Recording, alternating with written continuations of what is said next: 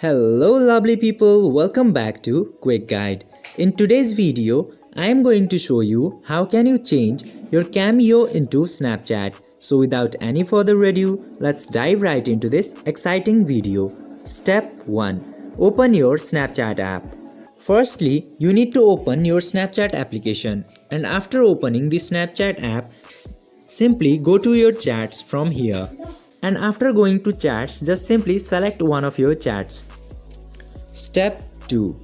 Go to the Cameos and change it. Now after entering to the chats, just simply click to this button here, and after going there, click to your Cameos.